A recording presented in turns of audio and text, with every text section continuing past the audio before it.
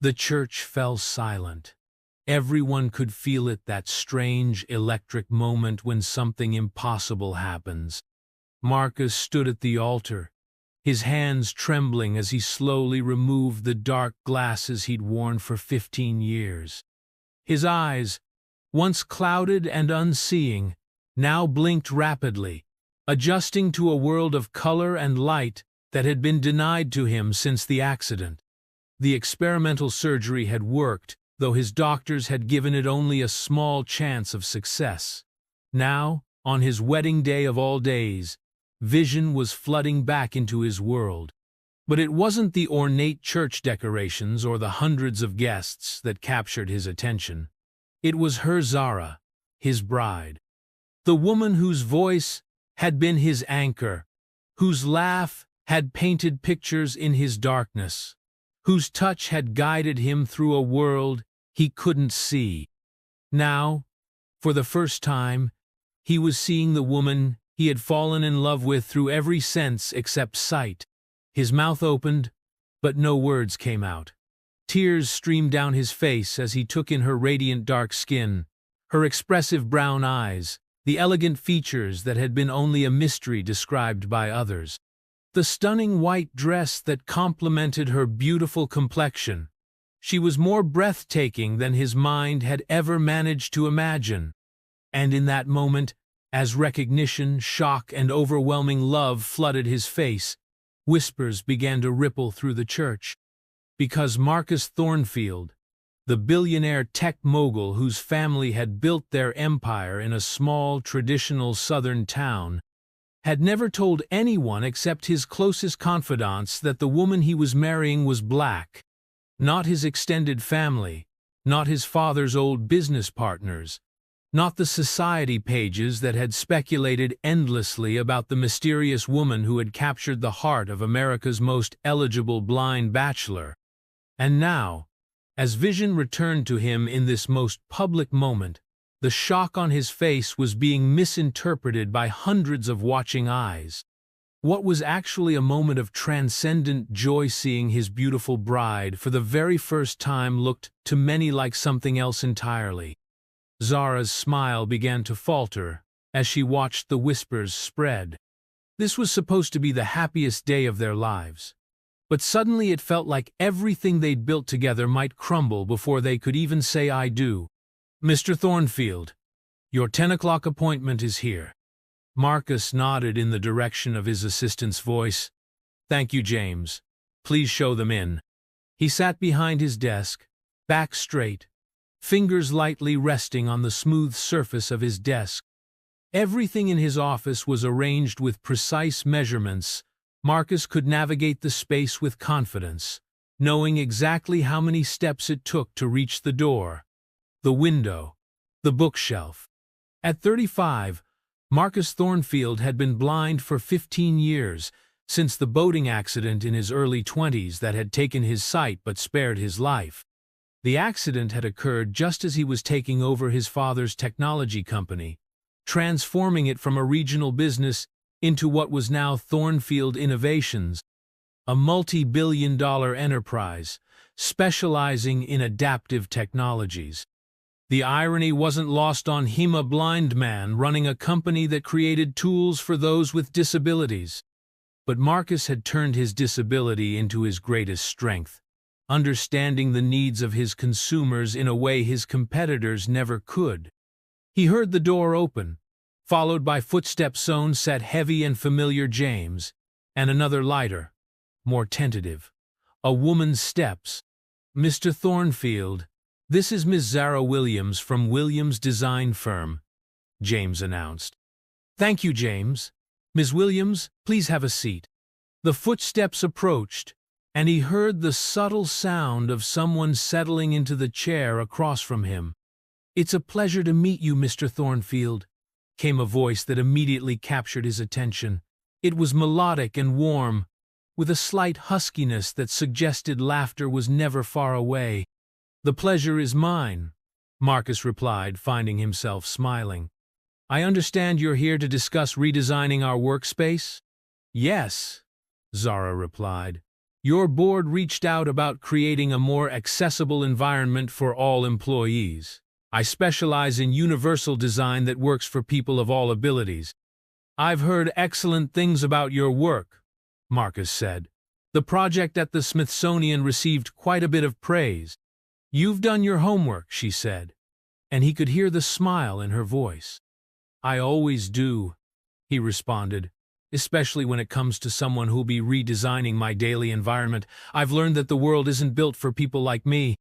Small changes can make the difference between independence and frustration. That's exactly my philosophy, Zara said, excitement evident in her voice. Most designers focus on making spaces look good. I believe spaces should work well for everyone first, then look good second. For the next hour, they discussed ideas for the office redesign.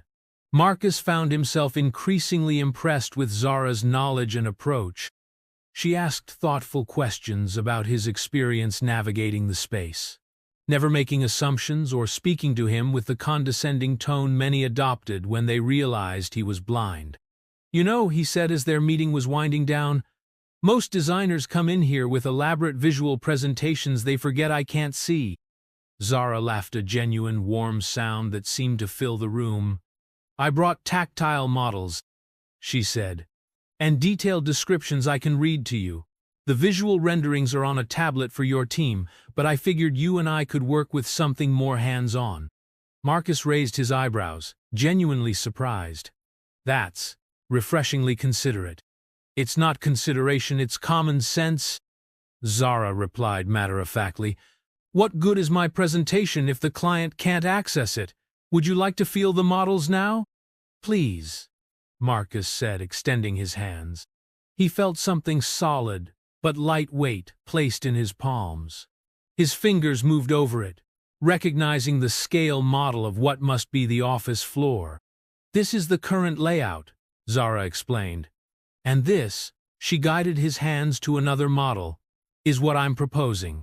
Marcus explored the model, noting the subtle changes that would make navigation easier, consistent pathways, textured flooring to indicate transitions, strategic placement of furniture to create clear walkways. You've really thought this through, he said, genuinely impressed. That's my job, she replied simply. Now, if you approve the concept, I can have detailed plans drawn up by next week. I think we should discuss this further, Marcus said, making a quick decision. Are you free for lunch? There was a brief pause before Zara responded. I am, but is this a business lunch or something else, Mr. Thornfield? Marcus appreciated her directness. Initially business, he admitted, but I find your perspective refreshing, and I'd like to continue our conversation in a less formal setting, if that makes you uncomfortable. It doesn't, Zara interrupted. I just like clarity. Lunch sounds great. And with that simple exchange, something shifted between them. Neither could have predicted how that first meeting would change both their lives forever. The restaurant Marcus had chosen was one of his favorites, a small Italian place where the owner, Giuseppe, knew him well enough to provide menus in Braille and guide him to his table without making a fuss. Your usual spot, Mr. Thornfield, Giuseppe said, leading them to a quiet corner table. Thank you, Marcus replied. Once they were seated, he asked Zara, Is the lighting all right for you? I'm told this corner is a bit dim. It's perfect, Zara assured him. Very cozy. There was a moment of silence, and Marcus could sense Zara observing him. You're wondering why I asked about the lighting when I can't see it, he said with a small smile. I was, she admitted. Just because something doesn't affect me directly doesn't mean I shouldn't consider how it affects others, he explained. A lesson many people could stand to learn. That's a good philosophy, Zara said, sounding thoughtful. The waiter arrived to take their orders. Marcus ordered without needing the menu read to him. He knew it by heart. So, he said once they were alone again, tell me about yourself, Miss Williams. How did you get into universal design? Please, call me Zara, she said. And it's a personal story, actually. My younger brother has cerebral palsy. Growing up, I watched him struggle with environments that didn't accommodate his needs. I promised myself I'd help create a world that worked better for him. Marcus nodded, feeling an immediate connection. That's how the best innovations happen, from personal necessity. What about you? Zara asked. Your company was already successful before your accident, but you've taken it in a completely different direction since then. Marcus leaned back slightly. Most people were too intimidated to ask directly about his blindness. When I lost my sight, I gained perspective, he said. Before, I was creating technology because it was interesting and profitable. After, I realized technology should solve real problems. The accident forced me to reevaluate everything. That couldn't have been easy, Zara said softly. It wasn't, Marcus admitted. For the first year, I was angry at the world. I had to relearn everything: how to dress myself, how to eat without making a mess, how to run a company without being able to read reports or see people's expressions. But you did it, Zara observed. I had no choice, Marcus said with a small shrug.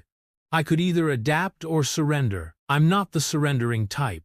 Their food arrived, and the conversation shifted to lighter topics. Marcus discovered that Zara had a dry wit that often caught him by surprise, making him laugh more than he had in years. She was well-read, passionate about architecture, and had strong opinions about everything from politics to pasta.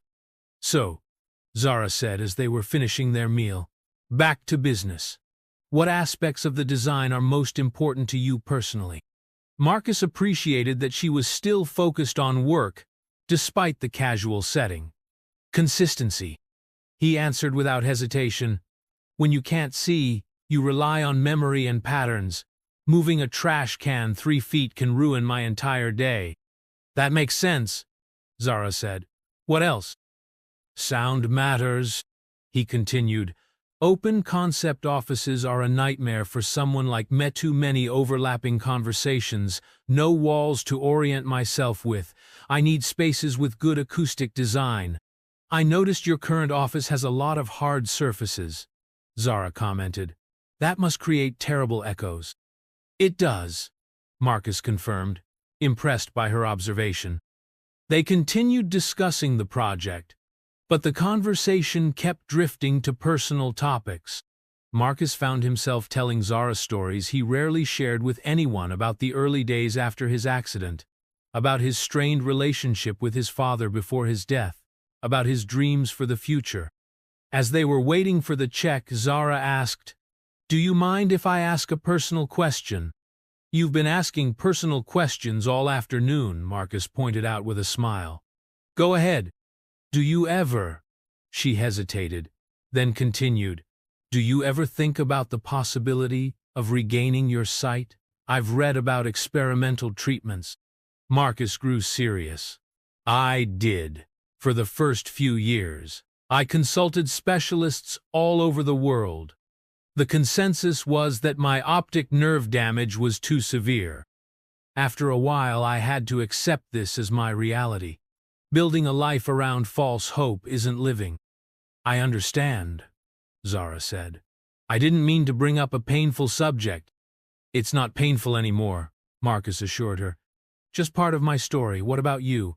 Any painful parts to your story I should know about?" Zara was quiet for a moment. "Some," she finally admitted, "but those are at least second-date stories." Marcus felt his heart rate quicken. "Is that what this is? A first date? I thought it was a business lunch that turned more personal than expected," Zara replied. "But if you're asking if I'd be open to a proper date, the answer is yes." Marcus couldn't help the smile that spread across his face. "Then I'd like to ask you to dinner, Zara Williams. Not to discuss office redesigns or accessibility features. Just dinner, between two people who'd like to know each other better." "I'd like that," Zara said, and the warmth in her voice told Marcus she was smiling too.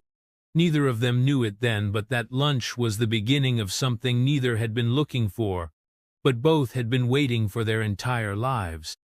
Over the next several months, Marcus and Zara's relationship blossomed in ways neither had anticipated.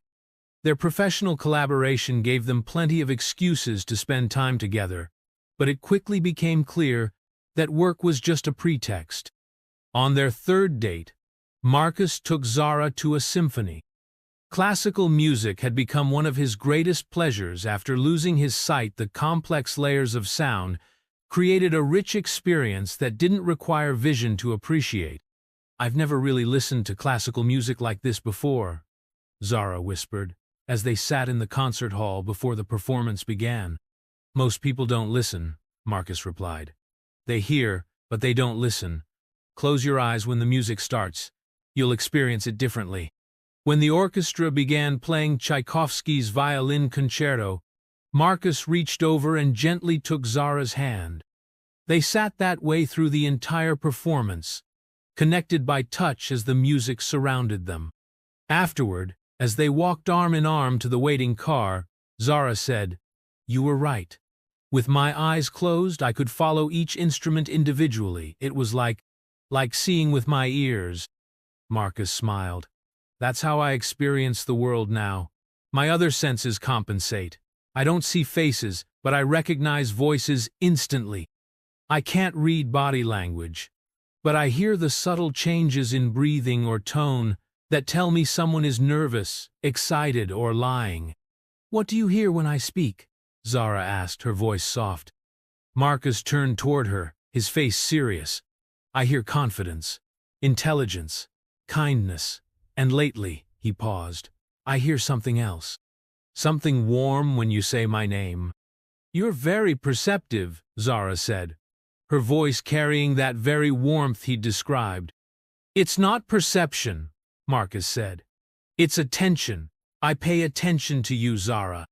Their fourth date was Zara's idea hands-on sculpture exhibit, where touching the art wasn't just allowed but encouraged.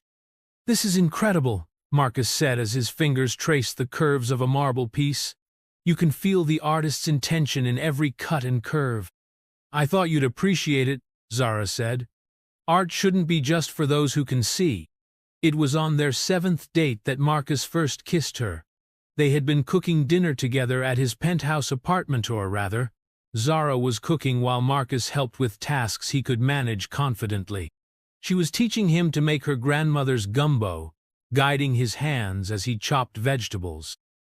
"Smaller pieces," she instructed, her hands over his on the knife. "Like this." Marcus was acutely aware of her presence behind him, her breath warm against his neck. When they finished chopping, she moved away to check on the roux simmering on the stove. "It smells amazing," Marcus said, moving carefully in the direction of her voice. "It's all about patience," Zara replied. "You can't rush a good roux." "Some things are worth waiting for," Marcus said, finding the counter edge and leaning against it. He was close enough now to smell her perfume, something subtle with notes of vanilla and jasmine. "Some things are," Zara agreed, her voice closer than he'd expected. Marcus reached out carefully, his fingers finding her arm, then moving up to her shoulder. "May I?" he asked. "Yes," she whispered. His hands gently explored her face, the curve of her cheekbones, the softness of her lips, the texture of her hair. It was the way he came to know faces now, creating a mental image through touch. "I wish I could see you," he said softly, "but this is its own kind of seeing." Then he leaned forward and kissed her, tentatively at first, then with growing confidence as she responded. When they finally pulled apart, both were breathless. "The roux," Zara suddenly remembered, turning quickly back to the stove. Marcus laughed. "Is it ruined?" "No," Zara said, the sound of a wooden spoon scraping the pot accompanying her words. "It's actually perfect. Dark roux has the best flavor." "See? Some things do get better when you're not watching them too closely," Marcus teased. That evening marked a turning point in their relationship. The professional pretense fell away completely, and they began spending nearly all their free time together. Zara didn't just adapt to Marcus's blindness, she embraced it as part of who he was. She described things to him in ways that engaged all his other senses. When they walked through a park, she wouldn't just say, "The trees are beautiful," she would say, "The maple leaves are turning that fiery red that matches the sound of the crisp leaves crunching under our feet." For his part, Marcus found in Zara someone who saw past his wealth and his disability to the man beneath. She challenged him intellectually, made him laugh, and brought warmth into his carefully ordered world. 3 months into their relationship, Marcus realized he was falling in love with her. The moment of clarity came on an ordinary Tuesday evening. They were sitting on his couch, Zara reading aloud from a book they'd both been interested in, her voice animated as she described the illustrations. It struck him suddenly that he couldn't imagine his life without her voice, her touch, her presence. It took him another month to tell her. They were at the beach. Zara had packed a picnic, and they sat on a blanket listening to the waves. Marcus loved the beach. The consistent sound of the surf helped him orient himself, and the feeling of sand between his toes grounded him in the moment. "The sun is setting," Zara described. "The sky is streaked with pink and orange, and the sun looks like a ball of fire sinking into the water." "I remember sunsets," Marcus said quietly. "I remember colors, though they're starting to fade in my memory." Zara squeezed his hand. "What do you miss seeing the most?" Marcus thought for a moment. "Faces," he finally said. "Particularly the faces of people I love." He turned toward her. "I wish I could see your face, Zara. I've created an image of you in my mind based on what my hands tell me, what others have described, but it's not the same." "Does it matter what I look like?" she asked, her voice carrying a note he couldn't quite interpret. "No," he said immediately. "It doesn't change how I feel. And how I feel, Zara, is in love with you. I love you.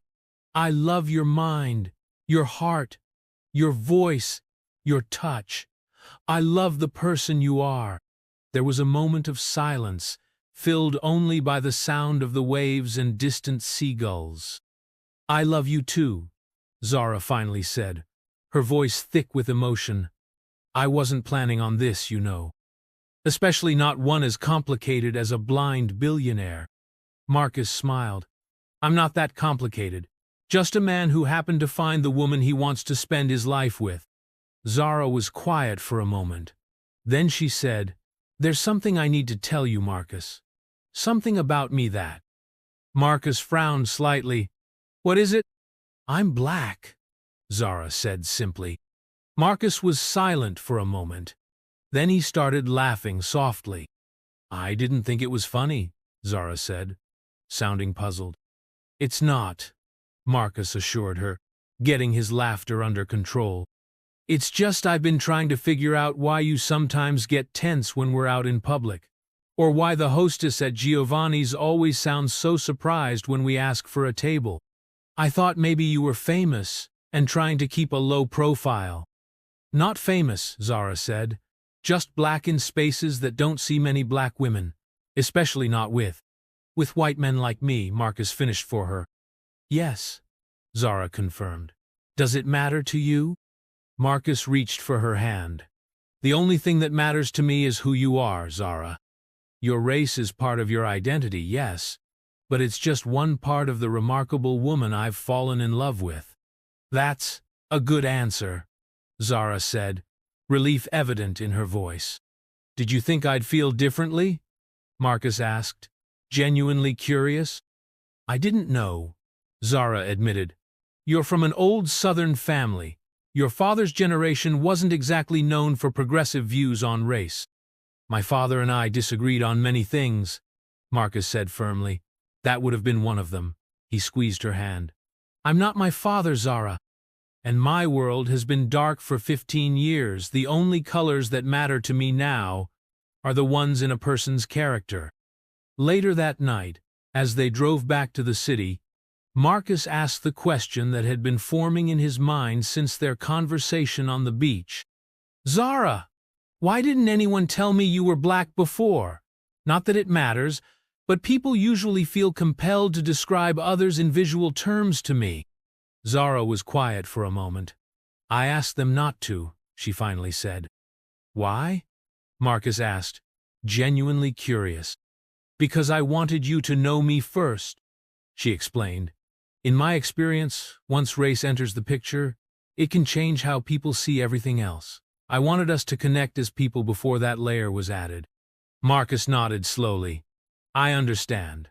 But you know, one advantage of dating a blind man, I really do get to know people from the inside out. That's what I'm counting on, Zara said, and leaned her head against his shoulder for the rest of the drive home. 7 months into their relationship, Marcus decided to ask Zara to marry him. The decision wasn't impulsive. He had known for months that she was the one, but he wanted to be sure she felt the same certainty. He spent weeks planning the perfect proposal, wanting it to be an experience that engaged all the senses they shared. He enlisted the help of his assistant James, who had become a close friend over the years. Are you sure about this, sir? James asked as they finalized the arrangements. It's not that Miss Williams isn't wonderful, she is, but you've only known each other for a short time, and… He hesitated. And what, James? Marcus prompted, sensing his assistant's discomfort. There will be talk, James finally said. Your family name carries weight in this town, and some of the old guard won't be pleased. Because she's black? Marcus asked directly. Yes, sir, James admitted.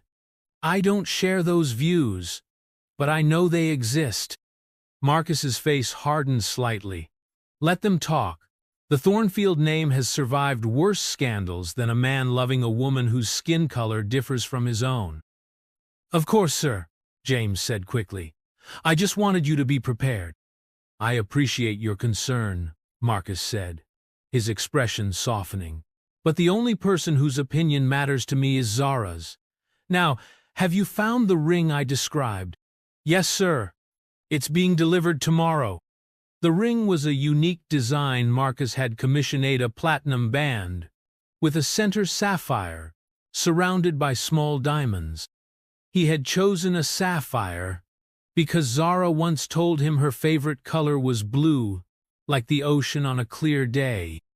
The proposal itself was set for the botanical gardens. Marcus had arranged for a private evening tour, with the entire conservatory lit by thousands of tiny lights. A string quartet would play, and the gardens would be filled with flowers chosen for their fragrance, rather than their appearance.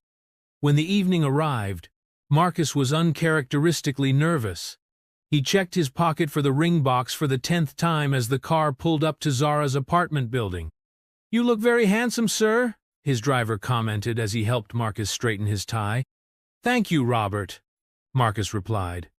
Is everything ready at the gardens? Yes, sir. Everything is in place.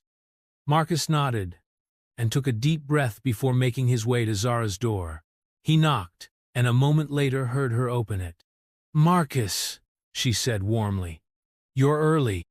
I couldn't wait, he admitted with a smile. You sound beautiful. Zara laughed. And you look very dapper. What's the occasion? You said dress up, but wouldn't tell me where we're going.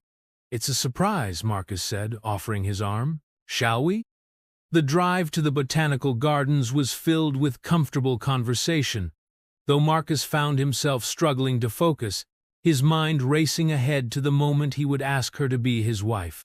When they arrived, Zara gasped as they entered the conservatory. Marcus, this is incredible, she breathed. The whole place is lit up like a fairy tale, and the smell it's heavenly. Describe it to me, he requested, as he often did when they encountered something predominantly visual. The path ahead is lined with little twinkling lights, she began. They're strung through the trees and wrapped around columns. There are flowers everywhere, white roses, lavender, jasmine, and is that music? A string quartet, Marcus confirmed as the soft strains of Bach filled the air. I thought we could have a private tour of the night blooming flowers.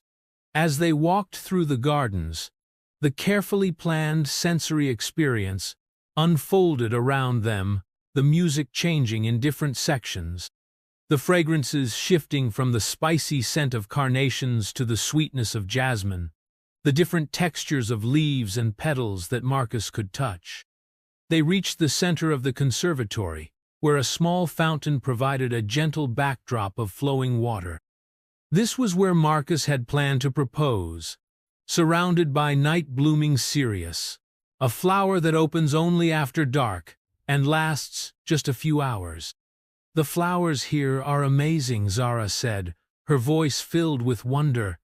"Their large white blooms, like stars against the dark green leaves, and the fragrance is incredible." "Night-blooming cereus," Marcus explained. "They bloom for just one night a year, opening at dusk and closing with the morning light. Beautiful but fleeting." He took her hands in his. "Some might say that makes their beauty more precious, not less." "That's a lovely thought," Zara said softly. Marcus took a deep breath. "Zara, before I met you, I had accepted darkness as my constant companion. I had built a life I thought was complete. But then you walked into my office, and suddenly there was light in my world again, not the light of vision, but something deeper. The light of connection, understanding, love."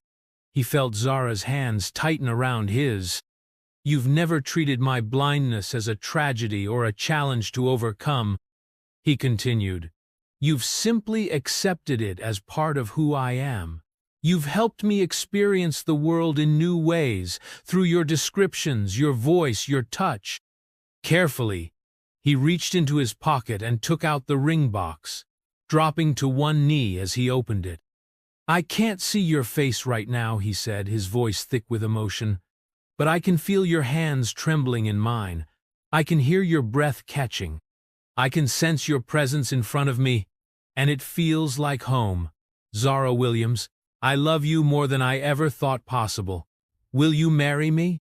There was a moment of silence, filled only by the sound of the fountain and the distant music. "Yes," Zara finally whispered, her voice breaking. "Yes, Marcus, I'll marry you." His hands shaking slightly, Marcus took the ring and placed it on her finger. Then he stood and pulled her into his arms, kissing her with all the love he felt. When they finally broke apart, Zara was crying. He could feel the tears on her cheeks as he cupped her face. "Happy tears?" he asked. "The happiest," she confirmed. "I never expected to find someone like you, Marcus. Someone who sees mirrorly, sees me when the rest of the world often doesn't look past the surface." "We see each other in the ways that matter," Marcus said simply. "And we'll keep seeing each other that way for the rest of our lives." As they walked back through the gardens, arm in arm, now engaged, neither of them could have predicted the challenges that awaited them on the path to their wedding day, or the miracle that would change everything. News of their engagement spread quickly. Marcus's position as CEO of Thornfield Innovations made him a person of interest in business circles, and Zara's rising star as an innovative designer had garnered her own following. The announcement appeared in the business section of major newspapers, though Marcus had refused to provide a photograph, citing his desire for privacy. What the public didn't see was the private reaction from some quarters. The day after the announcement, Marcus received a call from his uncle Richard, his father's younger brother, and a board member at Thornfield Innovations. "Marcus, my boy," Richard's booming voice came through the speakerphone. "Quite a surprise in the paper this morning. Engagement announcements are typically preceded by introductions to the family, aren't they?" "Hello, Uncle Richard," Marcus replied evenly. "I wasn't aware I needed family approval for my choice of wife." "Approval?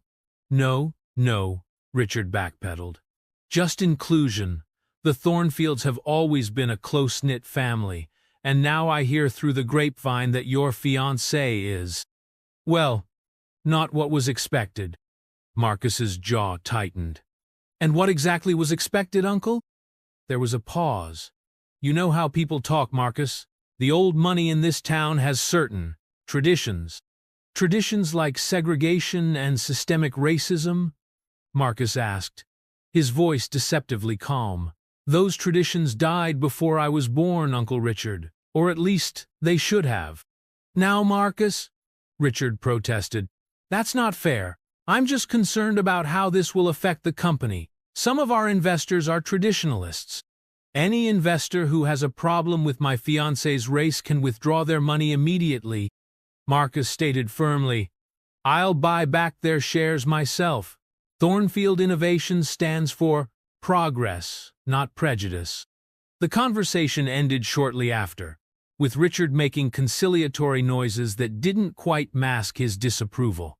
Similar conversations played out with other relatives and business associates in the following weeks. Zara faced her own challenges. While her family embraced Marcus wholeheartedly, her parents hosting a warm engagement dinner where they treated him like a son. Already some of her friends were skeptical. I just want to make sure you know what you're getting into, her best friend Amara said over coffee one afternoon. Dating a white man is one thing. Marrying into one of the oldest, whitest families in the state is another. Marcus isn't like his family, Zara defended. He doesn't see the world the way they do. He doesn't see the world at all, honey, Amara pointed out gently. He's never had to witness how people might treat you differently when you're together. He's never had to see the looks, the subtle ways people try to put you in your place. Are you prepared to deal with that for the rest of your life? Zara sighed.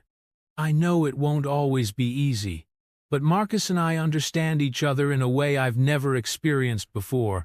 He values me for exactly who I am. And what happens if he ever regains his sight? Amara asked. His blindness has shielded both of you from some harsh realities. If he could see me, nothing would change, Zara said firmly. Our connection goes far beyond the physical. Despite these external pressures, Marcus and Zara threw themselves into wedding planning with enthusiasm. They decided on a spring wedding to be held in the city's historic St.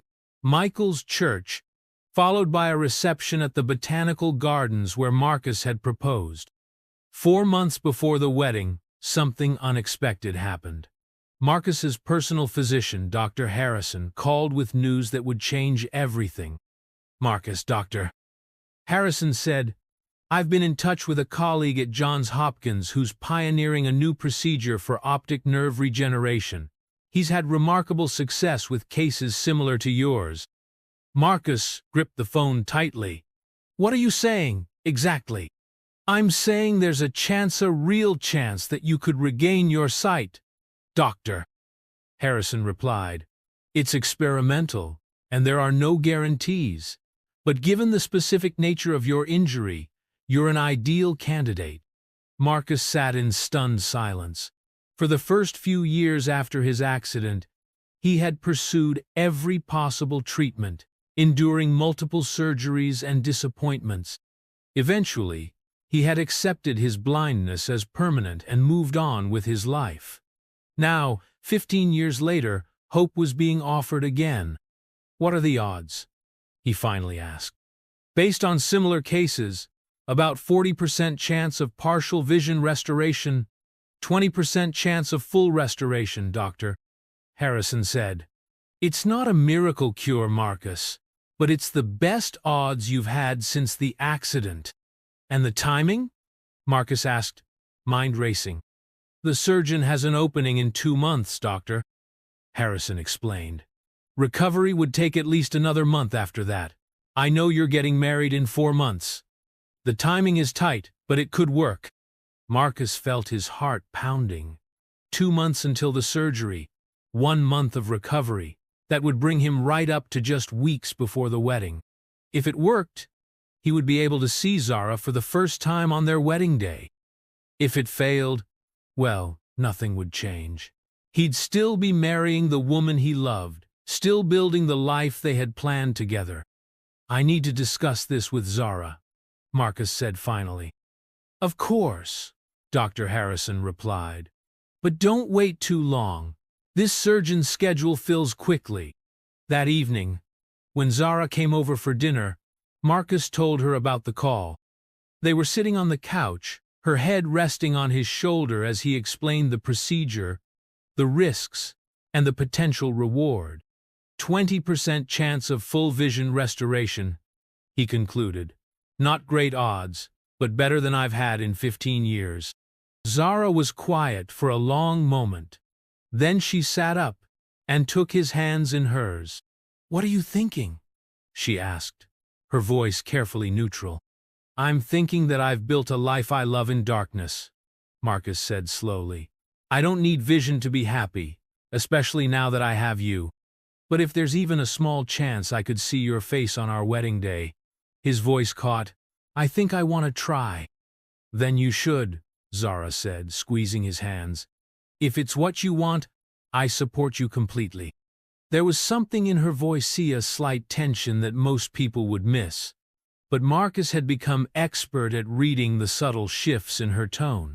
"There's something else," he said. "What aren't you saying, Zara?" She sighed. "It's nothing, really. Just. I've gotten used to the way things are between us. You know me in ways no one else ever has, not by how I look, but by who I am. Part of me wonders if anything would change if you could see me." Marcus pulled her close. "The only thing that would change is that I'd finally be able to see the woman I've already fallen in love with. Nothing about how I feel about you would be different." "Promise?" Zara asked, her voice small. "I promise," Marcus said firmly. "Seeing you would only add to what I already know, that you're the most amazing woman I've ever met." 2 days later, Marcus scheduled the surgery for February 15th, exactly 2 months away and 10 weeks before their April wedding. The weeks leading up to the surgery passed in a blur of wedding preparations and pre-operative appointments. Marcus underwent numerous tests to determine his eligibility for the procedure, each one confirming that he was an ideal candidate. As the surgery date approached, both Marcus and Zara found themselves wrestling with a complex mix of emotion: anxiety, excitement, and even a touch of fear about how their relationship might change. The night before the surgery, they had a quiet dinner at Marcus's apartment.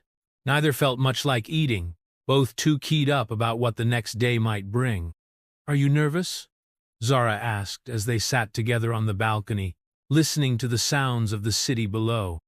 "Terrified," Marcus admitted with a small laugh. "Not of the surgery itself. I've been here before, Zara, pinning everything on a procedure, only to wake up still, in darkness. It nearly broke me last time." "What's different now?" she asked softly. Marcus reached for her hand. "You," he said simply. "Whatever happens tomorrow, I have you. That's enough for me. If I regain my sight, it's a bonus, not a necessity." Zara leaned her head against his shoulder. "I've been thinking about what it would mean, you seeing me, seeing everything, for the first time. It would be like introducing myself to you all over again." "No," Marcus said firmly. "I already know you, Zara. Your appearance is just one small part of who you are, and not the most important part." They sat in comfortable silence for a while, until Zara spoke again. "What's the first thing you want to see? If the surgery works?" Marcus didn't hesitate. "Your smile," he said. "I've felt it under my fingertips, heard it in your voice, but I want to see it with my eyes." Early the next morning, they arrived at Johns Hopkins Hospital in Baltimore. The surgical team was ready, led by Dr. Samir Patel, the pioneer of the new procedure. "The operation will take approximately 6 hours, Dr. Patel explained as the nurses prepared Marcus for surgery. "We'll be using a combination of stem cell therapy and a new type of neural interface to potentially regenerate the damaged portions of your optic nerve. If successful, you may experience anything from light perception to full vision restoration." "When will we know if it worked?" Zara asked, holding Marcus's hand tightly. "We'll keep his eyes bandaged for 3 weeks to allow for healing, Doctor," Patel replied. "After that, we'll begin removing the bandages gradually, testing his vision response as we go." A nurse approached, indicating it was time to move Marcus to the operating room. "This is it," Marcus said, giving Zara's hand a final squeeze. "See you on the other side." "I'll be right here," she promised, leaning down to kiss him. "I love you." "I love you too," Marcus replied, his voice steady despite his racing heart. As they wheeled him away, Zara felt tears spring to her eyes. She had never told Marcus, but she had been doing her own research on the procedure. The success rates Dr. Harrison had quoted were optimistic. The actual published results showed lower percentages. She hadn't wanted to dampen Marcus's hope, but she was preparing herself for disappointment. The 6 hours of surgery felt like an eternity. Zara alternated between pacing the waiting room, making calls to update family members, and sitting with her eyes closed, trying to imagine what Marcus was experiencing. Finally, Dr. Patel emerged, still in his surgical scrubs, but with his mask pulled down. "The surgery went well," he reported with a cautious smile. "We were able to complete the nerve graft and stem cell implantation as planned. Now we wait." "So we won't know anything for 3 weeks?" Zara asked, her voice trembling slightly. "That's correct, Doctor." Patel confirmed. "The healing process takes time, and premature exposure to light could damage what we've repaired. Marcus will need to be extremely careful during this recovery period." Recovery was difficult. Marcus had to wear thick bandages over both eyes at all times, plunging him into a darkness even more complete than what he was used to.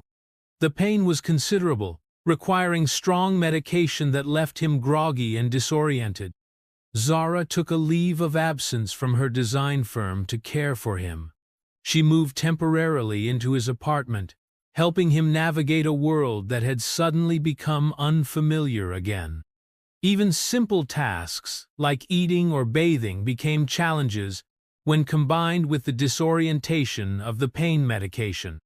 "I feel useless," Marcus admitted one evening, 2 weeks after the surgery.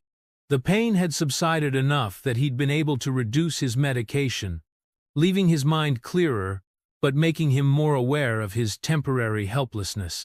"You're not useless," Zara assured him, sitting beside him on the bed. "You're healing. There's a difference."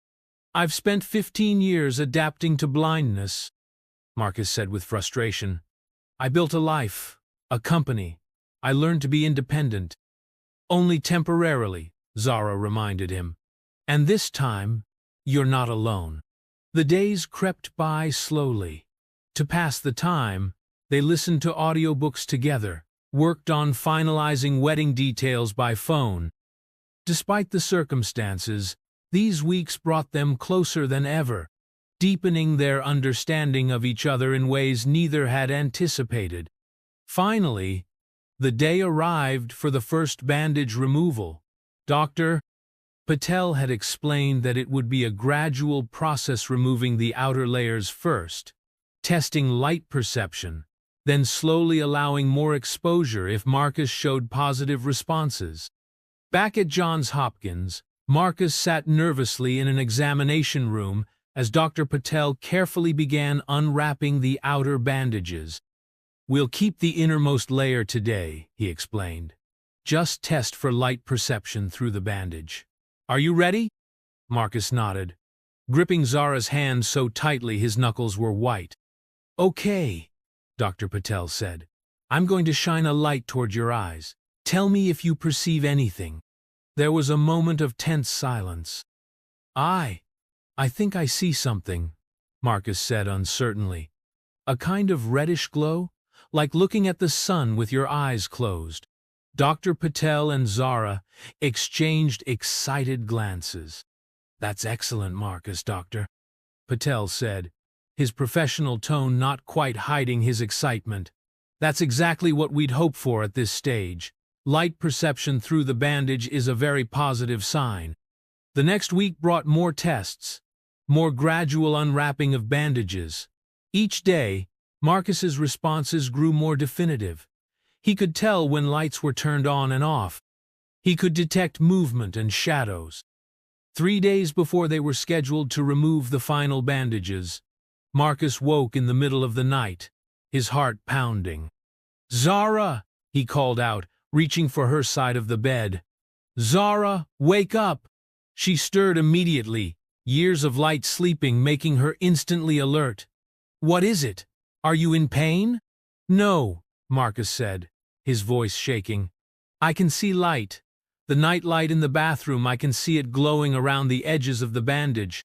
Zara sat up, fully awake now. "Are you sure?" "Positive," Marcus said. "It's faint, but it's definitely there. This isn't just light perception, Zara. I'm seeing light direction, knowing where it's coming from. That means that the nerve connections are working." Zara finished, her voice filled with cautious hope. "Oh, Marcus." The day they removed the final bandages, 4 weeks after the surgery, both Marcus and Zara were bundles of nerves. The procedure was scheduled for late afternoon, in a dimly lit examination room to protect Marcus's potentially sensitive eyes. Dr. Patel worked silently, carefully removing the last layers of gauze. "Keep your eyes closed until I tell you to open them," he instructed. "Even this dim light might be overwhelming at first." When the bandages were completely removed, Dr. Patel stepped back. "Okay, Marcus, very slowly. Try to open your eyes just a crack." Marcus took a deep breath. This was the moment he'd been both longing for and dreading. What if it hadn't worked? Or worse, what if he could see but his vision was so poor that it made no practical difference? Slowly, he opened his eyes the tiniest fraction. Immediately he squeezed them shut again, gasping at the intensity of even the dim light. "It's okay," Dr. Patel said calmly. "That's a normal reaction." Marcus tried again, opening his eyes just enough to let in a sliver of light. This time, he forced himself to keep them open, despite the discomfort. Blurry shapes, colors, movement. He could see. Not clearly, everything was fuzzy and distorted, like looking through frosted glass, but he could definitely see. "I can see shapes," he said, his voice choked with emotion. "Everything's blurry but—" Dr. Patel moved slowly into his field of vision. "Can you see me, Marcus? I'm holding up fingers. Can you tell how many?" Marcus squinted, focusing with all his might. "3, he said after a moment. "You're holding up 3 fingers." Zara made a small sound, half laugh, half sob. "The tests continued for over an hour." Dr. Patel confirmed that Marcus had regained significant vision in both eyes, still very blurry, still struggling with focus and depth perception, but far better than anyone had dared to hope. "This is remarkable progress," Dr. Patel said, unable to hide his excitement. "Based on these results, I believe your vision will continue to improve as your brain relearns how to process visual information. With therapy and time, you could regain up to 70,000, 80% of normal vision." Marcus could hardly process the doctor's words. He was too overwhelmed by the riot of colors and shapes around him, the blue of the examination room walls, the white of Dr. Patel's coat, the bright overhead lights that still made him wince. But he hadn't looked at Zara yet. He'd been so focused on the tests, on trying to make sense of his new visual input, that he hadn't turned toward where she stood quietly in the corner of the room. Now, as Dr. Patel stepped away to make notes in his chart, Marcus slowly turned in Zara's direction. She was a blurry figure, colors and shapes that his brain couldn't quite resolve into a clear image. He could make out the red of her dress, the dark brown of her skin, the black of her hair. But her features were indistinct, her expression unreadable to his inexperienced eyes. "Zara," he whispered, reaching out a hand toward her. She stepped forward, taking his outstretched hand, moving close enough that he could see her more clearly. "Hi," she said softly, her voice thick with emotion. "I can see you," Marcus said in wonder. "Not clearly yet, but You're beautiful, just as I knew you would be." Tears spilled down Zara's cheeks. "You can really see me?" "I'm seeing you more clearly every minute," Marcus said, reaching up to touch her face, combining his new visual input with the familiar tactile information his fingers provided. "It's like watching a photograph develop. Every second, you become more distinct." Dr. Patel cleared his throat gently. "This is extraordinary progress, but we need to be careful not to overtax your visual system, Marcus. You'll need to wear these special sunglasses whenever you're in anything brighter than dim light for at least the next 2 weeks. And we'll start vision therapy tomorrow to help your brain process what you're seeing more effectively." Marcus nodded, but he couldn't take his eyes off Zara. Even blurry and indistinct, she was the most beautiful sight he had ever seen. The weeks following the bandage removal were both exhilarating and frustrating for Marcus. His vision continued to improve daily, but the process was far from simple. His brain had to relearn how to process visual information after 15 years of darkness. Each day brought new challenges and discoveries. Colors were overwhelming at first, too bright, too vivid. Depth perception was almost non-existent, making it difficult to judge distances. Reading was impossible in the beginning, the letters swimming before his eyes in incomprehensible patterns. But there were moments of pure joy, too. The first time he recognized his own face in the mirror, even through the blur. The day he could distinguish between different flowers in a bouquet Zara brought him. The morning he woke up and could read the large print clock by his bed without leaning forward. Through it all, Zara was his constant support, helping him navigate this new visual world while still honoring the non-visual ways of connecting they had established during their relationship. "Close your eyes," she would say sometimes when he became frustrated with his visual limitations. "Remember, you don't need to see to know me." The vision therapy sessions were intensive 3 hours daily, working with specialists who helped Marcus's brain reconnect with his eyes. He learned to track moving objects, to distinguish shapes, to associate visual input with what he already knew through touch and sound. "Your progress is remarkable," his vision therapist, Rachel, told him after a particularly grueling session 6 weeks after the bandage removal. "Most patients take months to achieve what you've accomplished in weeks." "I have good motivation," Marcus replied, thinking of the wedding that was now just 4 weeks away. He was determined to see Zara clearly on their wedding day. As April approached, wedding preparations intensified.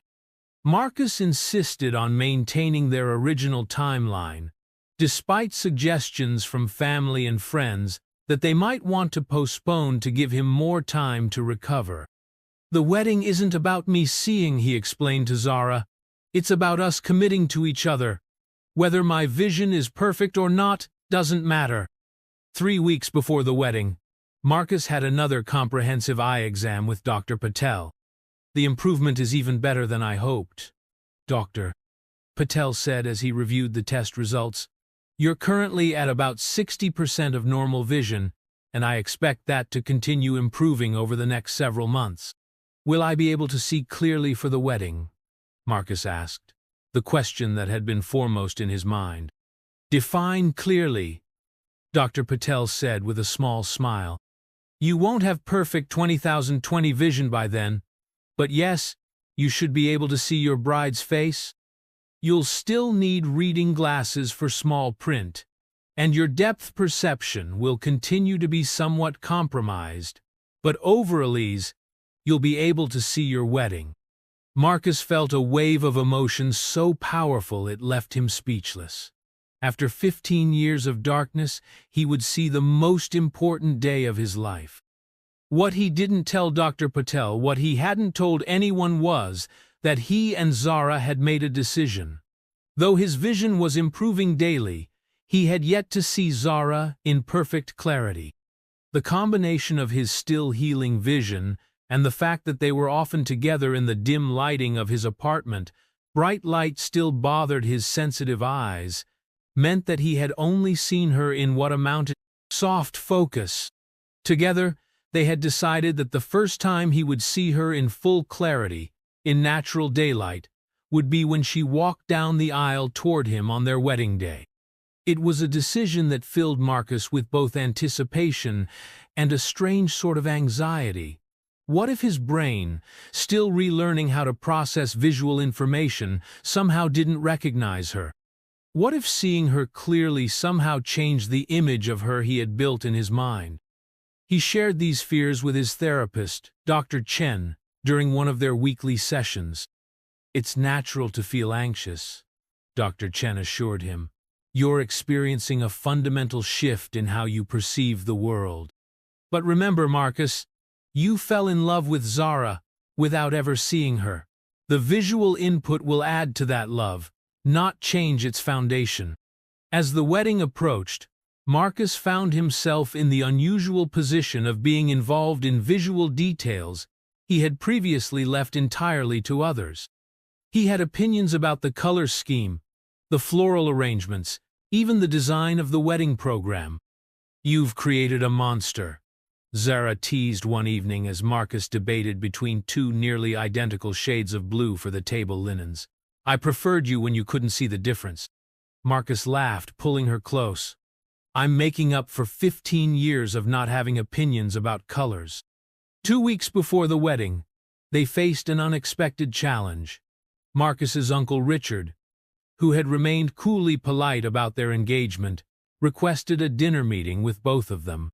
Marcus was wary but agreed, hoping that seeing them together might help his uncle accept their relationship. The dinner was at an upscale restaurant downtown, the kind of place that thrived on exclusivity and tradition. As they entered, Marcus was acutely aware of the stares they received, some curious, some disapproving. With his vision still developing, he couldn't make out the details of people's expressions, but he could feel the weight of their attention. Uncle Richard was already seated when they arrived, rising stiffly to greet them. "Marcus," he said, shaking his nephew's hand, "and Ms. Williams." They sat down, and Marcus felt a surge of protectiveness as he noticed his uncle's gaze linger on Zara with an expression he couldn't quite read. The conversation was strained at first, limited to safe topics like the wedding preparations and Marcus's remarkable recovery. But as the main course arrived, Uncle Richard got to the point. "I've been thinking about your father, Marcus," he said, setting down his fork, "about what he would want for you." Marcus tensed.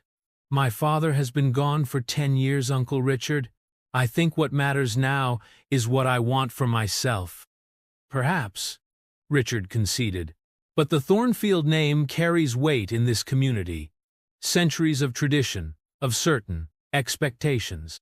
Marcus felt Zara's hand slip into his under the table, a silent show of support. "If you're referring to the fact that my fiancé is black," Marcus said directly, "I suggest you reconsider whatever you're about to say very carefully." Richard's expression hardened slightly. "I'm not a racist, Marcus. I'm a realist. There are certain social circles that may be less welcoming to your wife than you might hope. I'm merely suggesting that you both be prepared for that reality.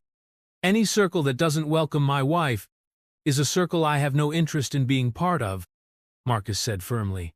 "The Thornfield name might mean something to you, Uncle Richard, but to me it's just a name. What matters is the life Zara and I build together." Zara, who had remained silent until now, spoke up. "Mr. Thornfield, I appreciate your concern," she said, her voice calm and dignified. "But Marcus and I are fully aware of the challenges we might face. We've chosen each other with our eyes open, figuratively speaking, at least until recently."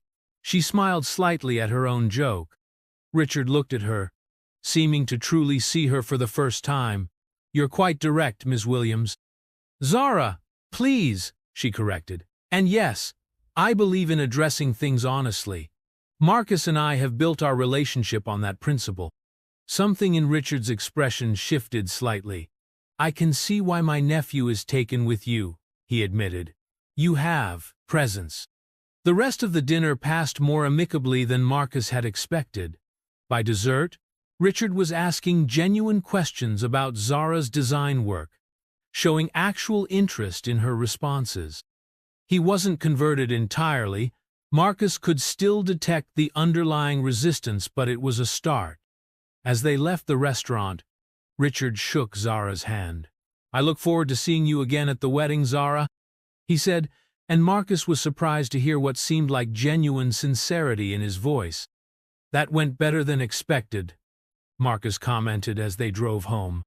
"People can surprise you," Zara replied thoughtfully. "Sometimes they just need to be given the chance." The final weeks before the wedding passed, in a blur of last-minute preparations and vision therapy sessions. Marcus's sight continued to improve, but he carefully avoided situations where he might see Zara in full clarity, sticking to their plan. The night before the wedding, they broke tradition and spent the evening together in Marcus's apartment, their apartment now, really, though Zara wouldn't officially move in until after the honeymoon. "Are you nervous about tomorrow?" Zara asked as they sat on the balcony, watching the city lights twinkle below a sight that still filled Marcus with wonder. "Not about marrying you," he said, taking her hand. "But I'm a little nervous about seeing you clearly for the first time in front of 300 people. Zara laughed softly. "Having second thoughts about our romantic plan?" "Not at all," Marcus assured her. "I want that moment walking into the church, seeing you walk down the aisle toward Meadow be something I remember for the rest of my life." "What if I'm not what you expected?" Zara asked, voicing the fear that had lingered unspoken between them. Marcus turned to her, cupping her face gently. Even in the dim evening light, with his still developing vision, he could see the outline of her features, the warmth in her eyes. "You couldn't possibly disappoint me," he said with absolute certainty. "I fell in love with you without ever seeing you, remember? Everything else is just details." Wedding days are notorious for their chaos, and Marcus and Zara's was no exception. Marcus woke early in his empty apartment. She would be getting ready at her parents' home, surrounded by her mother, sisters, and bridesmaids. Marcus's best man, his college roommate David, arrived shortly after breakfast, along with James, who had become a close friend as well as an assistant over the years. "Big day," David said, clapping Marcus on the shoulder. "How's the vision holding up? Nervous about seeing the bride?" "My vision's the best it's been," Marcus replied. "Dr. Patel says I'm at about 70% now, which is better than anyone expected this quickly." "And yes, he's nervous about seeing Zara," James added with a knowing smile. "He's been pacing since 5 this morning." "I'm not nervous," Marcus protested, then relented. "Okay, maybe a little. It's a big moment, seeing her clearly for the first time. Most grooms don't have quite so much pressure on that first look," David acknowledged. "But it'll be fine. From what I've seen of Zara, she's gorgeous." "I know she is," Marcus said softly. "Even with blurry vision, I can tell that. But it's not about whether she's conventionally beautiful. It's about seeing the woman I love clearly for the first time." The morning passed in a whirlwind of preparations. Marcus was meticulous about his appearance, wanting everything to be perfect for Zara. He chose a classic black tuxedo with a subtle pattern that his newly recovered vision allowed him to appreciate. As they prepared to leave for the church, Marcus took a moment alone in his bedroom. He stood before the mirror, looking at himself with a clarity that still felt new and miraculous. He thought of all the years he had spent in darkness, of the life he had built despite that darkness, and of the woman who had brought light back into his world in more ways than one. "Ready?" David asked, appearing in the doorway. Marcus nodded. "Ready."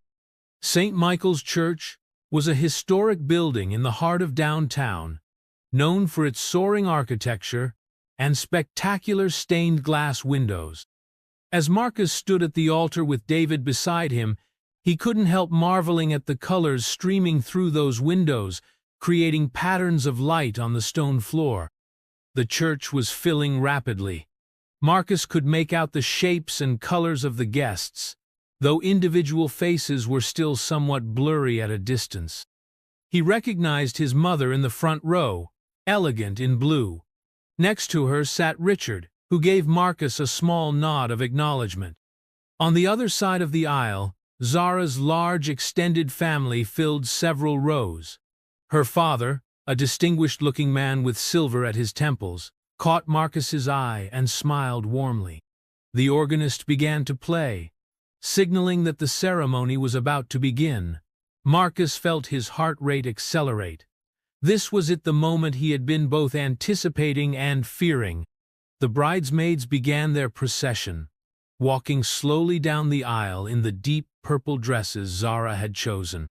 Marcus recognized Amara, Zara's best friend and maid of honor, her expression a mix of happiness and what looked like protective concern as she took her place opposite him. Then the music changed. The traditional wedding march filling the church, everyone stood, turning toward the back doors.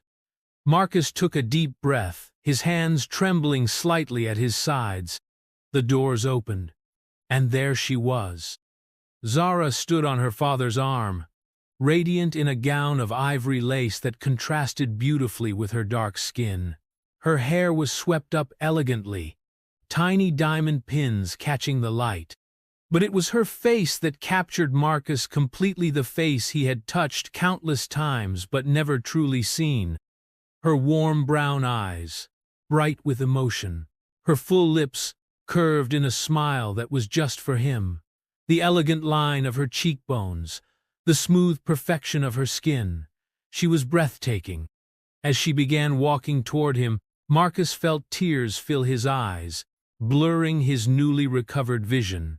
He blinked them away impatiently, not wanting to miss a moment of this sight. With each step Zara took toward him, Marcus's world seemed to expand. Colors became more vibrant. It was as if his brain had been waiting for this moment to fully connect with his healing eyes, to show him the woman he loved in perfect clarity. When Zara reached the altar, her father placed her hand in Marcus's. "You look beautiful," Marcus whispered, his voice choked with emotion. "You can really see me," Zara whispered back, her eyes searching his. "I can see you," Marcus confirmed, squeezing her hands. "And you're more beautiful than I ever imagined." The ceremony proceeded as planned, but Marcus barely heard the words. He couldn't take his eyes off Zara, drinking in every detail of her face, her expressions, the way her eyes shone when she smiled at him. When it came time for the vows, Marcus had prepared what he thought were the perfect words. But standing there, seeing Zara clearly for the first time, the carefully memorized speech felt inadequate. "Zara," he began, his voice strong despite his emotion. "For 15 years, I lived in darkness. I learned to navigate a world I couldn't see, to build a life that had meaning and purpose. I thought I had everything I needed. And then you walked into my office, and your voice lit up my world in a way I hadn't experienced since losing my sight." He took a breath, holding her gaze. "I fell in love with your mind, your heart, your spiritual, the things that make you uniquely you. I fell in love without ever seeing your face, and that love was complete and whole." Tears were streaming down Zara's cheeks now, but she was smiling through them. "Today, standing here, seeing you clearly for the first time," Marcus continued, his own eyes filling, "I realize that what I'm seeing matches perfectly with the image of you I've carried in my heart. You're beautiful, Zara, inside and out. And I promise to spend the rest of my life seeing you, truly seeing you in all the ways that matter." Zara's vows were equally moving, her voice steady despite her tears. "Marcus, you taught me what it means to be truly seen," she said. "In a world that often judges by appearance, you loved me for who I am, not what I look like. That gift changed me forever." As they exchanged rings, Marcus marveled at the way the gold band looked on Zara's slender finger, another visual detail he could now appreciate. "By the power vested in me," the minister concluded, "I now pronounce you husband and wife. You may kiss the bride." Marcus cupped Zara's face gently, the gesture familiar from his years of blindness away, to orient himself before kissing her. But now, he could see her eyes drifting closed, see the smile on her lips as they met his. The kiss was both familiar and new, the feeling the same, but now accompanied by the sight of Zara's face so close to his, her beauty overwhelming him all over again. As they turned to face their guests as husband and wife, a ripple of whispers moved through the church. Marcus could hear them, even if he couldn't make out the words. He knew what they were saying, commenting on the fact that his bride was black, expressing surprise that hadn't been evident before his sight was restored. For a moment he felt a flash of anger. Did they think his reaction at the altar, his visible emotion at seeing Zara, was shock or disappointment? Did they not understand that what they had witnessed was a moment of pure joy? But then he looked at Zara beside him, radiant and confident, her hand warm in his, and the anger dissolved. Let them think what they wanted. As they walked back down the aisle together, Marcus whispered, "You are so beautiful. Not just your face, everything about you. I wish I had the words to tell you what seeing you means to me." "You don't need words," Zara replied softly. "I can see it in your eyes." The reception at the Botanical Gardens was a vision of beauty that Marcus could now fully appreciate. The spring flowers were in full bloom, their colors vivid in the afternoon sunlight. Twinkling lights were strung through the trees, ready to illuminate the evening as daylight faded. As they entered the reception, the band announced, "Ladies and gentlemen, for the first time anywhere, Mr. and Mrs. Marcus and Zara Thornfield." The crowd erupted in applause. Marcus led Zara to the center of the dance floor for their first dance. The song they had chosen was "At Last" by Etta Jameisa selection that had taken on new meaning since Marcus's surgery. "At last, my love has come along," the singer crooned as Marcus took Zara in his arms. "My lonely days are over, and life is like a song." As they moved together on the dance floor, Marcus couldn't take his eyes off his wife. Each expression that crossed her face fascinated him, the way her eyes crinkled when she laughed, the slight furrow between her brows when she concentrated on a dance step. "You're staring," Zara teased gently. "I have 15 years of not seeing you to make up for," Marcus replied, spinning her gently under his arm. "I plan to spend the rest of my life looking at you." Their bubble of happiness was briefly interrupted when Marcus's mother approached them. Eleanor Thornfield was a formidable woman who had maintained a polite but distant relationship with Zara throughout their engagement. "Marcus," she said, embracing her son, "the ceremony was beautiful." And Zara, she turned to her new daughter-in-law. "Thank you, Mrs. Thornfield," Zara replied graciously. "Eleanor, please," Marcus's mother corrected her. "We're family now." There was a slight hesitation before the word family, but the effort seemed genuine. As the evening progressed, Marcus found himself overwhelmed at times by the visual stimulation. After years of darkness, the bright lights, the crowd of people, the constant movement was sometimes disorienting. Zara noticed immediately when he needed a break, deftly guiding him to quieter corners of the garden where he could rest his eyes and regain his equilibrium. During one such moment, as they sat quietly beside a small fountain, Zara asked, "Are you happy with what you can see now?" Marcus turned to her, taking in the perfect picture she made in her wedding gown, illuminated by the soft garden lights. "Beyond happy," he said honestly. "Seeing you is the greatest gift I could have imagined." "Even though I'm not what your family expected?" Zara asked, a vulnerability in her voice that she rarely allowed to show. "You're exactly what I expected," Marcus said firmly. The woman I fell in love with. The woman I want to spend my life with. Nothing else matters." As the reception wound down, they said their goodbyes and slipped away to the waiting car that would take them to the airport for their honeymoon. They had chosen an oceanfront villa in the Moldavesa, place of extraordinary natural beauty that Marcus was now able to appreciate visually. In the car, Zara rested her head on Marcus's shoulder, both of them exhausted but happy. "So," she said, a teasing note in her voice, "now that you can see me clearly, any regrets?"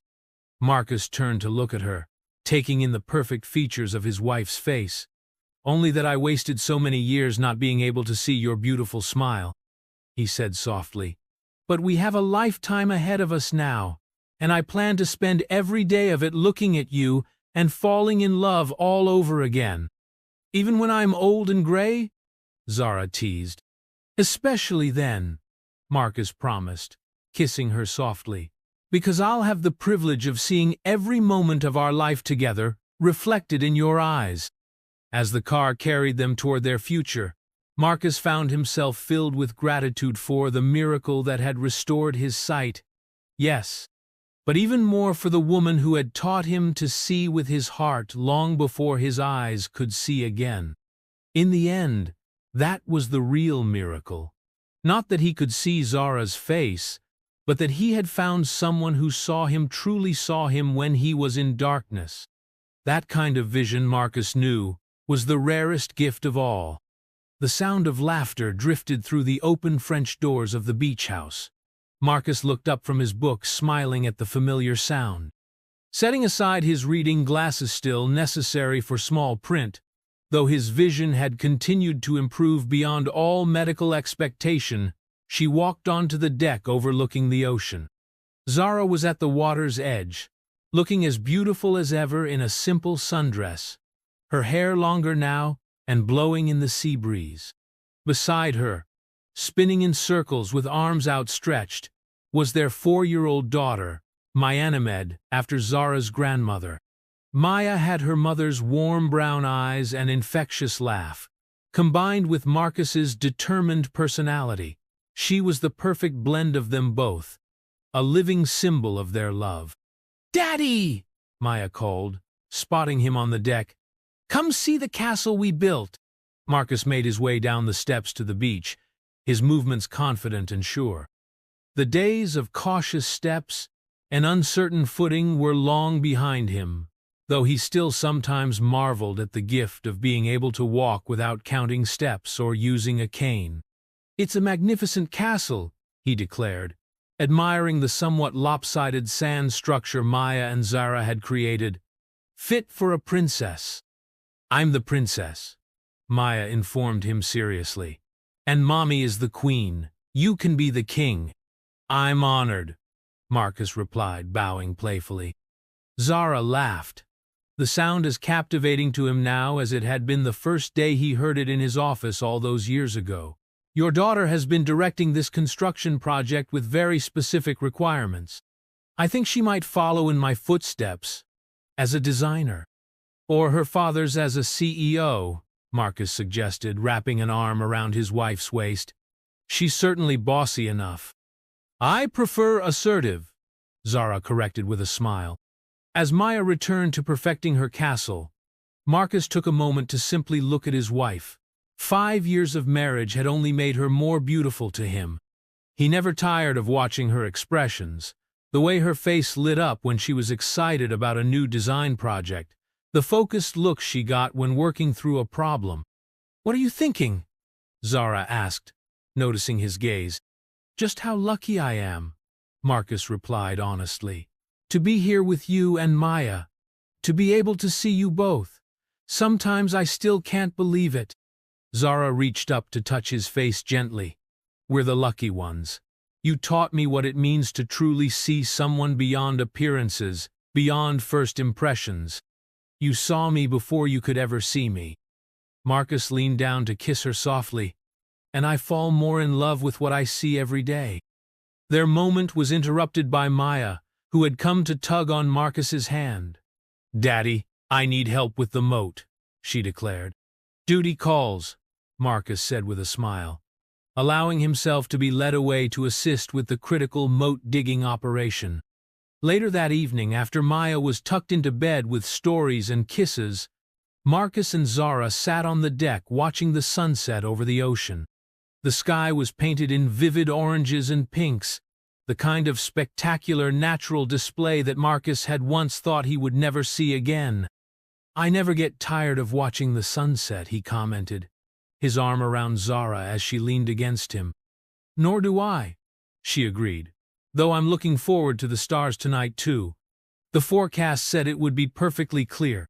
They sat in comfortable silence for a while, watching as the sun sank toward the horizon. "Do you ever think about it?" Zara asked suddenly. "What might have happened if the surgery hadn't worked? If you hadn't been able to see me on our wedding day?" Marcus considered the question seriously. "I think about it sometimes," he admitted. "But I always come to the same conclusion, that we would still be right here, still be happy, still be in love. Because what we have was never about what we could see with our eyes. It was always about what we could see with our hearts." Zara smiled, resting her head against his shoulder. "That's a good answer, Mr. Thornfield." "It's the truth, Mrs. Thornfield," he replied, kissing the top of her head. As darkness fell, and the first stars began to appear in the sky, Marcus reflected on the journey that had brought them to this point. From their first meeting in his office, through the unexpected miracle of restored sight, to building a family together, every step had been guided by love that transcended the physical, love that saw beyond the surface to the truth within. In the end, that was the real happy ending to their story, not that he could see her with his eyes, but that they had always seen each other with perfect clarity in all the ways that truly mattered. And as they sat together beneath the starlit sky, Marcus knew with absolute certainty that this kind of vision, the ability to see with the heart, was the greatest gift of all.